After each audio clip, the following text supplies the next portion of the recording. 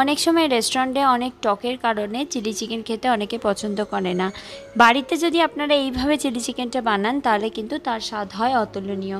আরকেস কিচেনে সবাইকে স্বাগত। চলুন বানিয়ে নিই আজকের রেসিপি চিলি চিকেন। 500 গ্রাম চিকেনকে আমি ধুয়ে পরিষ্কার করে এবার ম্যারিনেট করে নেব। তার জন্য হাফ চামচ জিরের গুঁড়ো, হাফ চামচ লঙ্কার গুঁড়ো আর দিয়ে দিচ্ছি পরিমাণ মতো লবণ, একটা ডিম। এবার দিয়ে দিচ্ছি হাফ চামচ আদা বাটা আর দিয়ে দিচ্ছি হাফ চামচ রসুন বাটা। এবার এগুলোকে খুব ভালোভাবে হাত দিয়ে ম্যারিনেট করে নেব। ম্যারিনেট করে আমি প্রায় 30 মিনিট মতো এটাকে রেখে দিচ্ছি। 30 মিনিট হয়ে গেছে।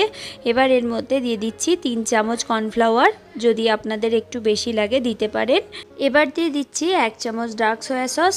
চামচের সাহায্যে খুব ভালোভাবে এটাকে ম্যারিনেট করে আরও কিছুটা সময় স্ট্যান্ডিং টাইমে রেখে দেব।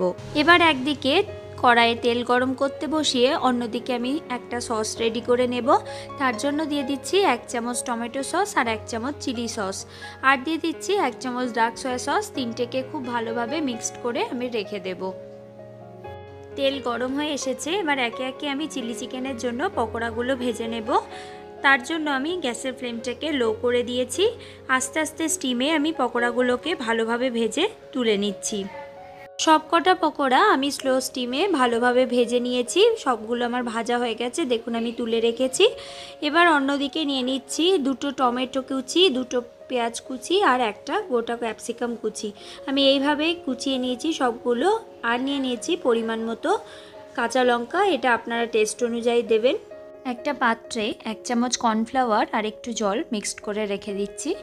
এবার ওই একই তেলে, যে তেলে পকোড়া ভাজা হয়েছিল, বেশ কিছুটা তেল তুলে নিয়ে ওই তেলের মধ্যে দিয়ে দিচ্ছি কিছুটা রসুন কুচি।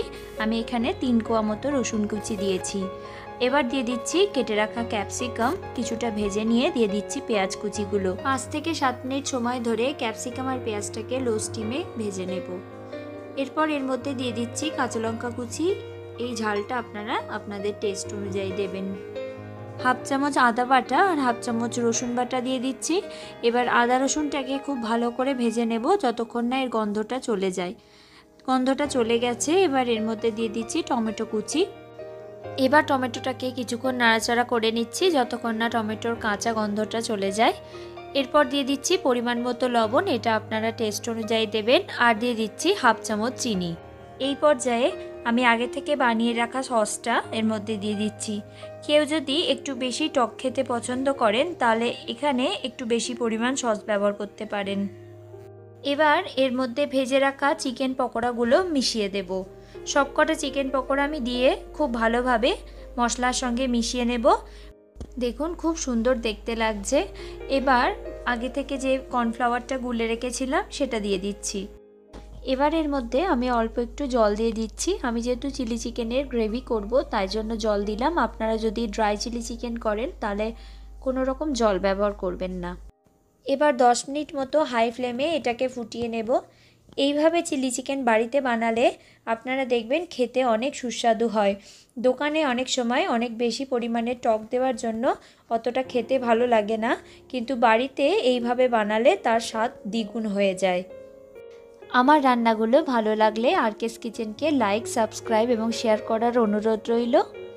চিলি চিকেনটা আমার রেডি হয়ে গেছে। এবার এটাকে আমি কিছুক্ষণ স্ট্যান্ডিং টাইম দেব।